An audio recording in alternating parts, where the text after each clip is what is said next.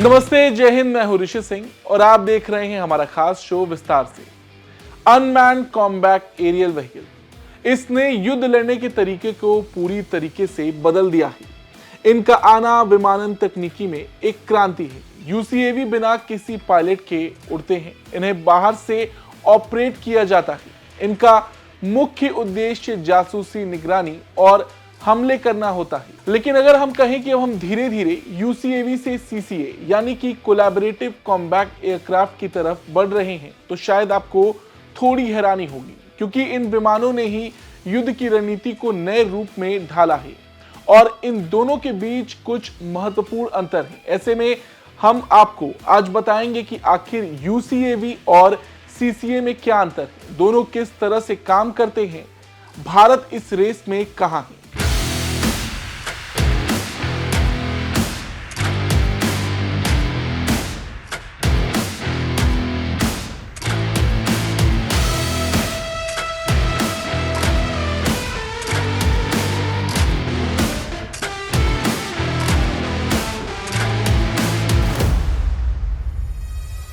UCAV क्या है?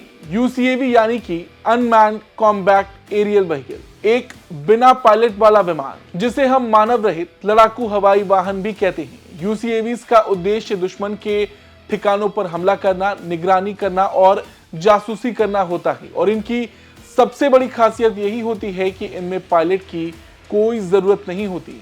UCAV को ऐसे स्थान से नियंत्रित किया जाता है ताकि इसे ऑपरेट करने वाले लोगों का जीवन सुरक्षित रहे।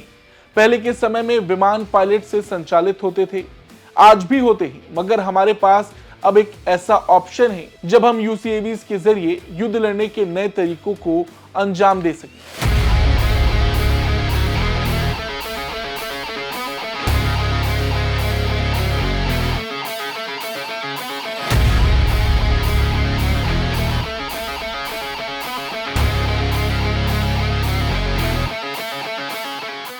अब इसके बाद अगर हम बात करें कोलैबोरेटिव कॉम्बैट एयरक्राफ्ट यानी कि सीसीए की, तो इसके बारे में ज्यादा जानकारी सामने नहीं आई है, लेकिन सीसीए पर अभी काम चल रहा है। यहां यूएवीज लड़ाकू विमानों के साथ उड़ान भरेंगे। एक मदर फाइटर जेट होगा जिसे पायलट ही उड़ाएगा और उसके साथ कई यूएवी उड़ान भरेंगे जिनका कंट्रोल पायलट के हाथ में होगा। इनका मुख्य उद्देश्य टीम वर्क पर आधारित होगा। इनमें पायलट अन्य विमानों, ड्रोन और सैन्य इकाइयों के साथ मिलकर रणनीतिक रूप से काम करेगा ताकि युद्ध की स्थिति में सामूहिक ताकत का उपयोग किया जा सके। एक साथ मिलकर एक बड़ा शक्तिशाली हमला किया जा सके जो अकेले किसी भी विमान से ज्यादा प्रभावी हो सकता है। अब भारत इस रेस में कहां है, तो आपको बता दें, new space research and technologies ने अभिमन्यु नामक एक कोलैबोरेटिव कॉम्बैट एयरक्राफ्ट की डिजाइन का खुलासा किया है। ये भारत की डिफेंस क्षेत्र में एक बड़ी उपलब्धि है। अभिमन्यु को भारतीय नौसेना के लिए बनाया जा रहा है।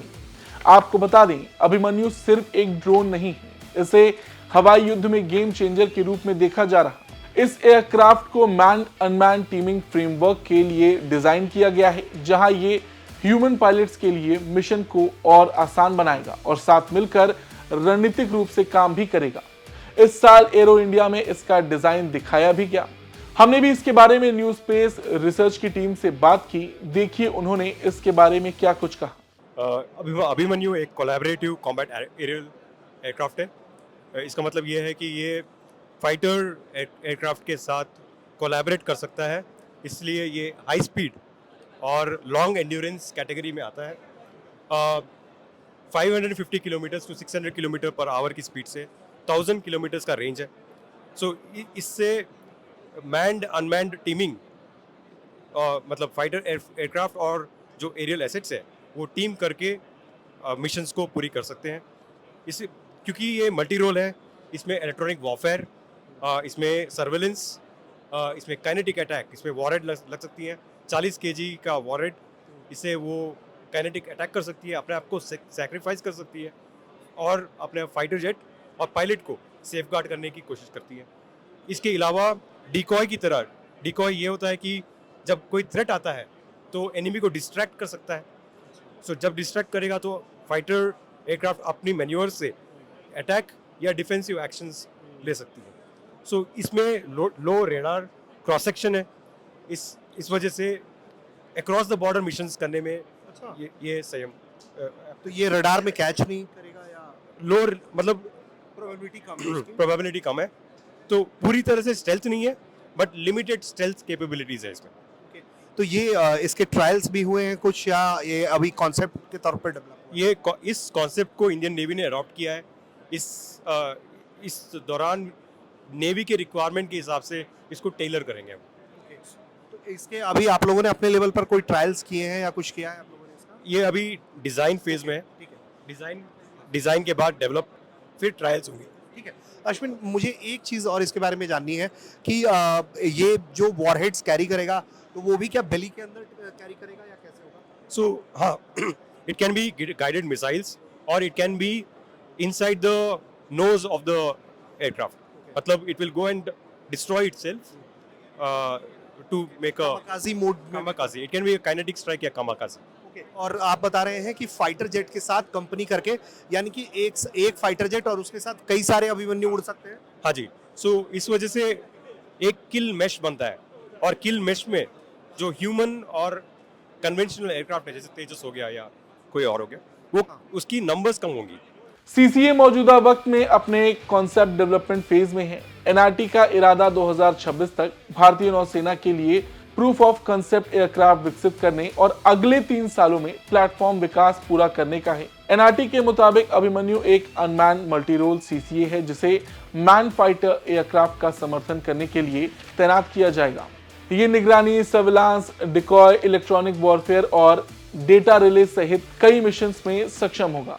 अब सोचने वाली बात है, अभी तक हम पायलट को जोखिम में डालकर विमान से हमला करते हैं। युद्ध के दौरान सैनिकों को मैदान में जाकर लड़ना होता है। हमले के लिए बड़े विमान और मिसाइलों का इस्तेमाल होता है और ये सभी गतिविधियां बहुत खतरनाक और महंगी भी होती हैं, मगर धीरे धीरे ही सही अब हम इससे आगे बढ़ रहे हैं। जैसे जैसे यूसीएवी का विकास होगा वैसे वैसे इन सभी गतिविधियों में बदलाव आएंगे।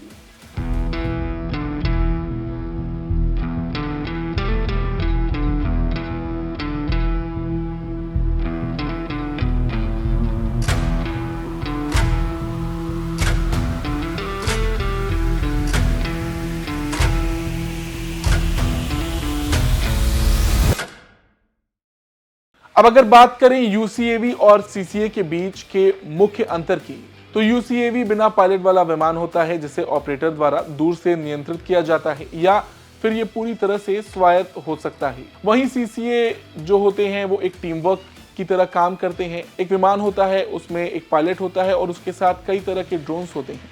यूसीएवी का मुख्य उद्देश्य हमले, निगरानी और जासूसी करना है। ये विशेष रूप से खतरे वाले क्षेत्रों में भेजे जाते हैं। सीसीए का मुख्य उद्देश्य सामूहिक युद्ध और टीम वर्क पर आधारित होता है। ये लड़ाई में एक साथ विभिन्न विमानों और ड्रोन के साथ मिलकर काम करता है जिससे सामूहिक प्रभाव बढ़ता है। यूसीएवी का उपयोग दुश्मन की रक्षा में सेंध लगाने, टारगेटेड हमले करने और सुरक्षा क्षेत्रों में निगरानी रखने के लिए किया जाता है। सीसीए का उपयोग सामूहिक हमले, बचाव और वायु समर्थन मिशंस के लिए किया जाता है, जहां एक पायलट का नेतृत्व अन्य विमानों के साथ समन्वय करके युद्ध संचालन करना होता है। सीसीए एक नया कंसेप्ट है, कई देश इस पर काम कर रहे हैं। इसके बारे में ज्यादा जानकारी भी नहीं है, मगर यूसीएवी इसके बारे में आप सुनते होंगे कि कैसे इसने युद्ध के तरीके को एकदम से बदल दिया। इसके बारे में थोड़ा और अगर जाना जाए तो इसकी शुरुआत 20वीं सदी के अंत में हुई थी। शुरुआत में ये केवल निगरानी के लिए इस्तेमाल किए जाते थे, लेकिन जैसे जैसे तकनीक का विकास हुआ इनका इस्तेमाल हमले करने के लिए भी किया गया। 2001 में यूएस ने अफगानिस्तान में यूसीएवीज का पहला युद्ध प्रयोग किया, जहां इन्हें दुश्मन के ठिकानों पर निशाना साधने के लिए भेजा गया था। यूसीएवीज में अत्याधुनिक तकनीक का उपयोग किया जाता है। इनमें जीपीएस, हाई रेजोल्यूशन कैमरे और सेंसर्स होते हैं जिनकी मदद से हमले की सटीकता में बहुत सुधार हुआ है। ये हमें दूर से ही दुश्मन की स्थिति का पता लगाने की और तुरंत कार्रवाई करने की सुविधा देता है। बिना पायलट के उड़ान भरने की क्षमता इन विमानों को अत्यधिक लाभकारी बनाती है। आने वाले समय में यूसीएवी और सीसीए दोनों की भूमिका और भी जरूरी हो जाएगी। यूसीएवीज की स्वायत्तता और दुरुस्त नियंत्रण तकनीक दिन ब दिन बढ़ रही है, जिससे ये और भी प्रभावी और सटीक हो रही है। दूसरी ओर सीसीए में तकनीकी विकास की दिशा सामूहिक युद्ध, बेहतर नेटवर्किंग और स्वायत्तता के बीच संतुलन बनाने की ओर है। भविष्य में हम ऐसे युद्ध क्षेत्र देख सकते हैं। अब अगर आप ये सोच रहे होंगे कि यूसीएवीज और सीसीए साथ मिलकर कैसे काम करेंगे, तो थोड़ा सा इसको अगर हम आसानी से समझे तो ये यूसीएवीज ही हैं जो मिलेंगे और जब उनका कंट्रोल एक साथ होगा तो वो सीसीए की तरह काम करेंगे। मान लीजिए कि एक पायलट है, वो अपने विमान में उड़ रहा है और उसके हाथ में 8 से 10 ड्रोन का कंट्रोल है। तो अगर उसे कोई हमला करना होगा तो वो उन ड्रोन्स को उस दिशा में भेज सकेगा। तो आने वाले वक्त में जैसे कि अभी हम यूसीएवीज को दूसरे देशों में दूसरी सीमा पर भेजकर हमला करते हैं, उसका जो कंट्रोल होगा वो हवा में पायलट के हाथ में होगा। इससे सुविधा क्या होगी कि जो पायलट उस वक्त महसूस करेगा और जो देखेगा उस हिसाब से वो हमला करेगा।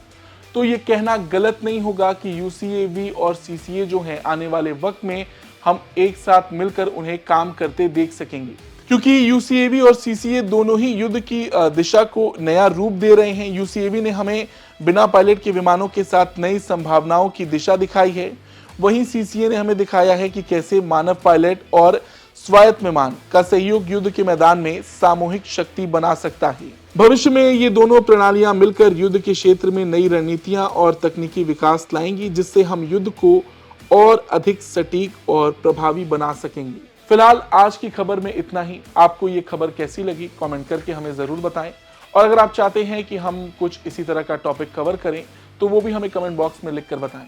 धन्यवाद।